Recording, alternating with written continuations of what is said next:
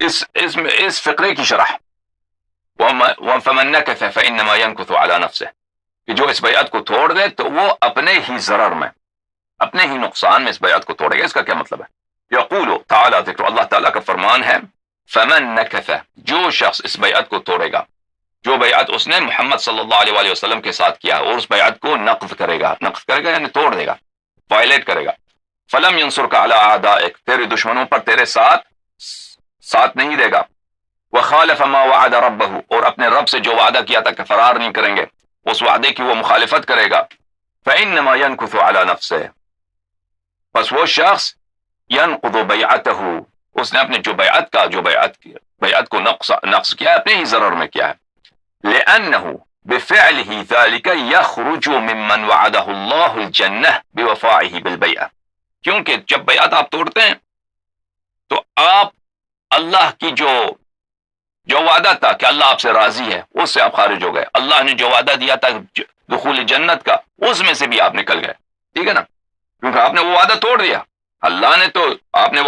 رسول اللہ صلی اللہ علیہ وسلم کے ساتھ بیعت کی، در حقیقت اللہ کے ساتھ بیعت کی،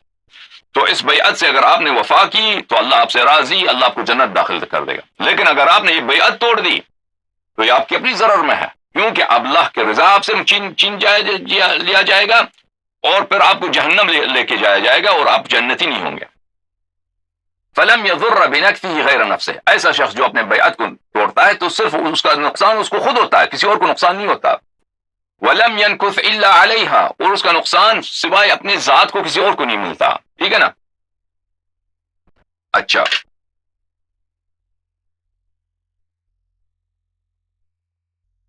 جو بیعت ہوا تھا وہ کس بات پہ ہوا تھا؟ یہاں پہ طبری نے بھی اشارہ کیا کہ بیعت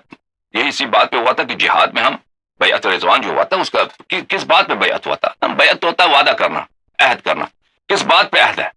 عہد یہ تھا عزیزوں کہ ہم دشمن سے نہیں بھاگیں گے، موت آ جائے بھی بھاگیں گے نہیں، ٹھیک ہے نا۔ یہ بخاری میں بھی ہے، مسلم میں بھی ہے، علماء نے اس کی تصدیق بھی کیا۔ ملاحظہ فرمائیے عزیزوں، کتاب سقیم بخاری، چھاپ دار احیاء التراث العربی،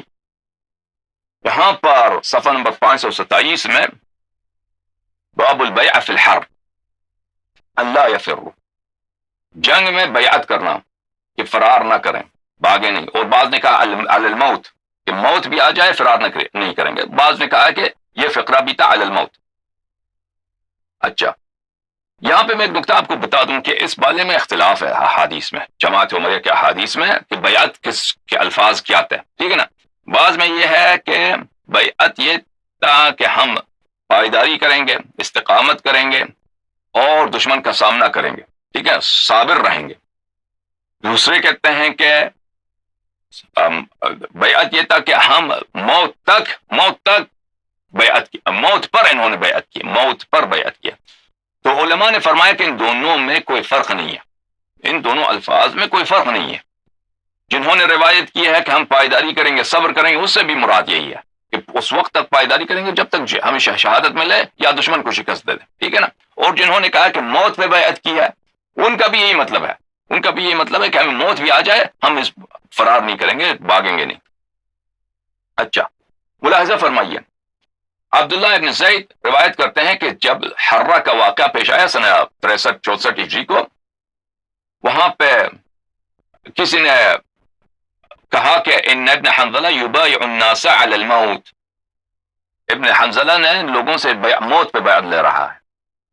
کہ موت، شہادت ملنے تک فرار نہیں ہونا، ٹھیک ہے نا۔ تو عبداللہ ابن زید نے کہا لا ابایع علی هذا احدا بعد رسول اللہ صلی اللہ علیہ وآلہ، عبداللہ ابن زید نے کہا کہ میں یہ بیعت میں نے رسول پاک صلی اللہ علیہ وسلم کے ساتھ تو کیا تھا شجرت بیعت الرضوان میں، اس کے بعد کسی اور سے میں نے یہ موت پہ بیعت میں نے نہیں کرنا، ٹھیک ہے نا۔ تو اس سے پتہ کیا چلتا ہے کہ وہ بیعت موت پہ تھا۔ اچھا یہ روایت ہے بھائی سلمہ سے، ہم نے ان سے پوچھا، راوی کہتا ہے یا ابا مسلم علی ای شیء کنتم تبایعون یومئذ، تم کس بات پہ بیعت کرتے تھے رسول پاک صلی اللہ علیہ وسلم کے ساتھ؟ تو انہوں نے کہا علی الموت، موت پر، کہ موت آ جائے بھاگیں گے نہیں۔